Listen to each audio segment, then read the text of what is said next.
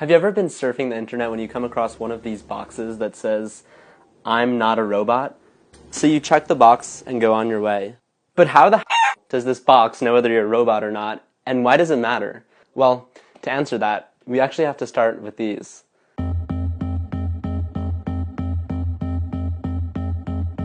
They're called CAPTCHAs, completely automated public Turing tests to tell computers and humans apart.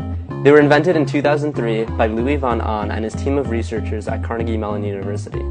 The whole point of these distorted pieces of text was to stop spam on the internet, like preventing scalpers from writing a computer program that buys every ticket in a fraction of a second. They work because humans could read the distorted text, yet computers and bots can't.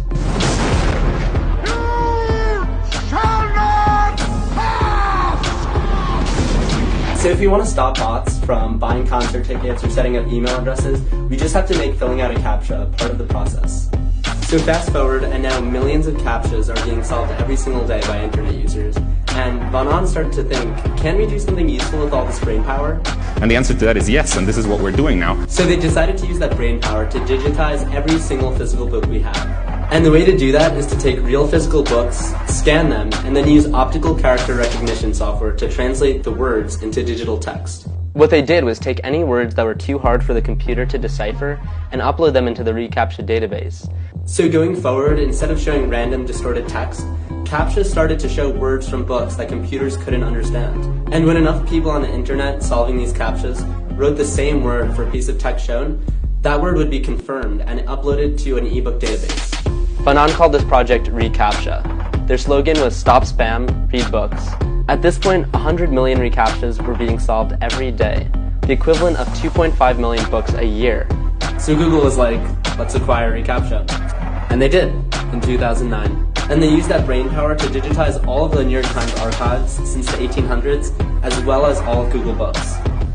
And when they ran out of those, Google started giving people street numbers from Google Street View to help label Google Maps. So everything worked out happily ever after, but not really.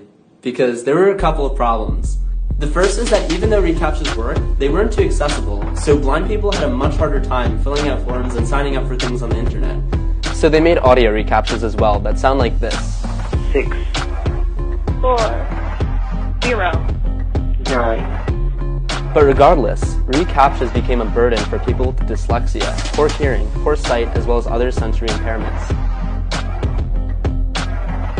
The other problem was that paid services started popping up that solved CAPTCHAs for you. The services worked because they took your CAPTCHAs and shipped them off to CAPTCHA farms in third world countries, where workers would be paid dirt cheap to solve your CAPTCHAs and ship them back to you, the client.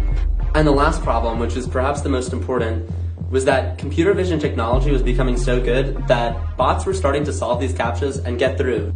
So engineers got to thinking and thought, why not make CAPTCHAs harder to solve? So they made CAPTCHAs have more twists and turns and added some noise and threw in random lines. But as time went on, the technology caught on and bots were once again getting through. So Google decided to do some research, and they found that humans got these complex, complicated CAPTCHAs right only about 33% of the time. And their advanced computer technology at Google was getting them right 99.8% of the time. Shoot! That computer vision technology was on a whole nother level! So Google decided to change things. They got rid of the distorted text CAPTCHA, and they came up with this. And they called it No CAPTCHA, reCAPTCHA. When you click it, it sends over an HTTP request to Google with a whole bunch of useful information. Things like your IP address, your country, a timestamp, information from your browser, such as the way you move your cursor just moments before entering the checkbox, how you were scrolling the page before the click, the time interval between different browser events, and many other variables that Google will keep secret.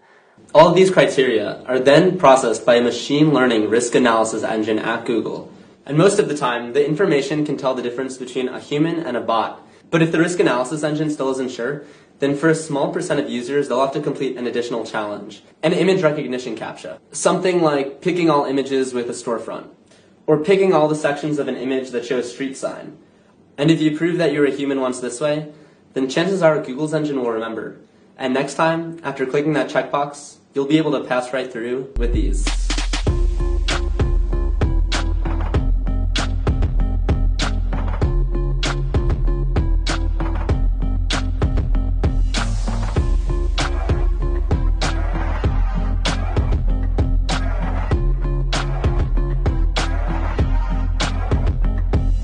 a whole nother level.